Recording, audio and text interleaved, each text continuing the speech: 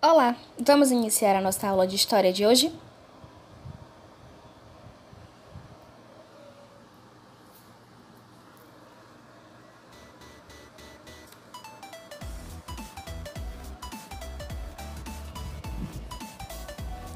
Não esqueçam de copiar a atividade e o diário para que vocês possam depois responder a atividade que será passada ao fim do vídeo de forma correta.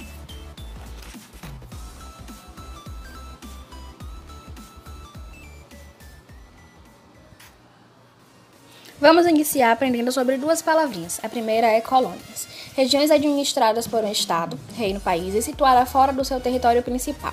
As feitorias são estabelecimentos comerciais localizados nos portos das colônias. Muitas vezes essas feitorias eram também fortalezas que defendiam a colônia de possíveis invasores. Vamos começar sabendo um pouco mais sobre o avanço das grandes navegações. Prestem atenção no texto e na minha explicação. Quando for necessário, pause o vídeo para melhor leitura.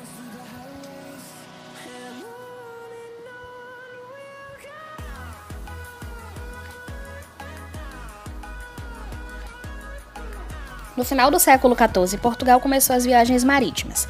Essas viagens eram verdadeiras aventuras em direção ao desconhecido. Inicialmente, os portugueses navegaram próximos ao norte da África. Eles fundaram colônias no arquipélago de Açores e na Ilha da Madeira, onde plantavam trigo e cana-de-açúcar, assim não precisavam comprar esses produtos de outras regiões. Depois, continuaram descendo pela costa africana, procurando contornar os continentes. O objetivo era encontrar um caminho marítimo para as Índias, como era chamado o Oriente. Os portugueses fundaram várias feitorias para negociar com os povos africanos. Vários navegadores tentaram contornar o continente africano. Em 1487, Bartolomeu Dias foi o primeiro a chegar até o Cabo das Tormentas, no sul do continente africano. Depois, o local passou a se chamar Cabo da Boa Esperança. Essas viagens encorajavam outros navegadores. Sobre os perigos em alto mar, a vida dos navegantes era muito difícil. Nas longas viagens, eles passavam fome e sede. Dentro das caravelas, um espaço muito pequeno era compartilhado por muita gente. Havia ratos, pulgas e outros animais que espalhavam doenças. Além disso, o mar trazia perigos. Muitos barcos afundavam durante as tempestades antes de chegar ao seu destino.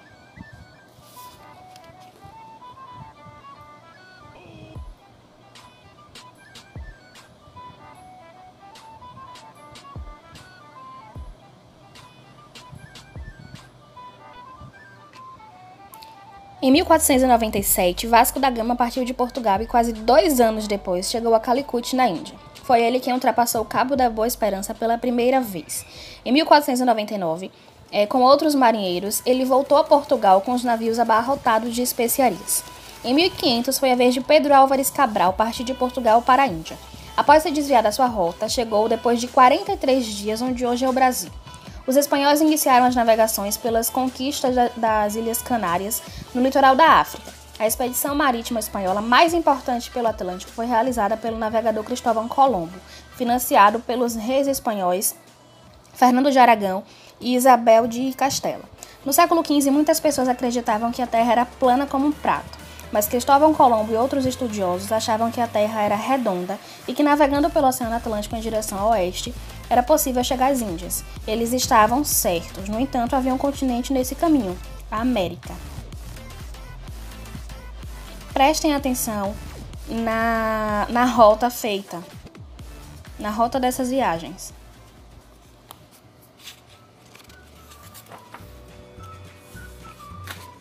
Vamos ver agora as conquistas de Portugal e os países onde se fala português. Quando os conquistadores portugueses chegaram às terras que constituem o Brasil, todo o litoral era ocupado por povos tupi. Da língua desses povos vêm muitas palavras que utilizamos, como Pará, Paraná, Paraty, dentre outras. Mas por que nós falamos português e não tupi? Porque os conquistadores portugueses obrigaram os povos que aqui viviam a adotar sua língua, seus costumes e religião, que era, por sinal, a católica. Isso também aconteceu em outras áreas do mundo colonizadas por Portugal. Hoje existem vários países onde a língua oficial é o português. Cada um deles, porém, o idioma e os costumes trazidos pelos portugueses se misturam aos idiomas e costumes locais.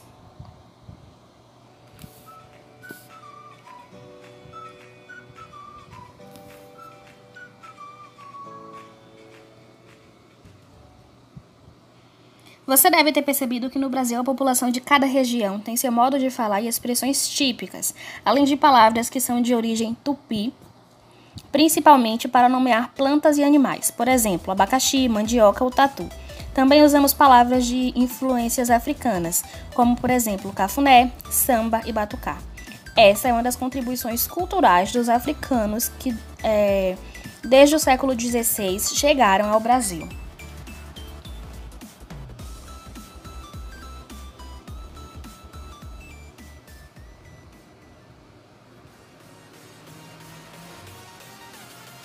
O Brasil é o único país das Américas em que o português é a língua oficial.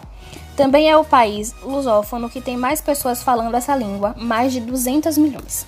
Hoje em dia, as antigas colônias portuguesas são países independentes e alguns deles fazem parte de comunidades dos países de língua portuguesa, CPLP. São eles: Angola, Brasil, dentre outros. Entre os objetivos da comunidade está a colocação em áreas como educação, saúde e cultura.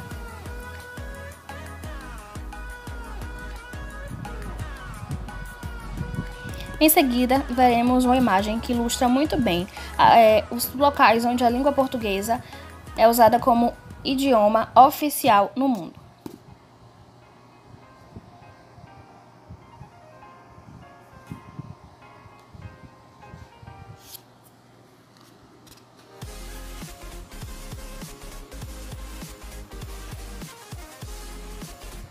Vamos à nossa atividade.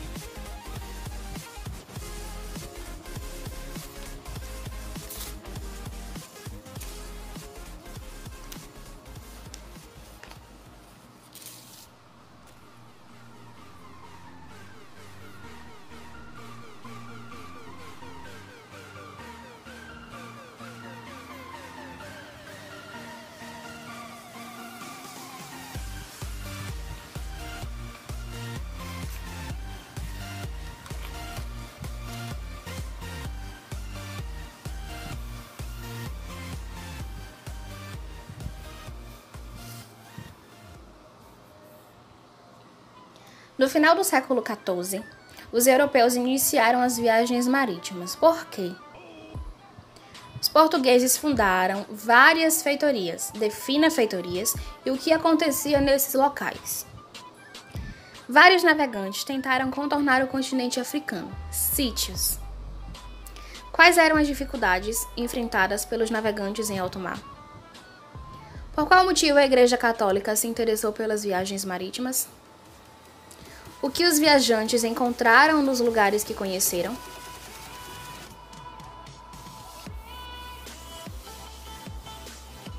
Os conquistadores portugueses chegaram às terras que constituem o Brasil. Todo o litoral era ocupado pelo povo tupi. Sendo assim, por qual motivo nós falamos português e não tupi? Qual é o único país da América em que o português é a língua oficial? Hoje em dia, as antigas colônias portuguesas são países independentes e alguns fazem parte da CPLP. O que significa e quais são eles? Leia atentamente ao diário. Lembre que vocês podem buscar apoio no livro de vocês e nas atividades e explicações que foram feitas em sala de aula. Com bastante atenção, copie o diário e o caderno e responda todas as questões.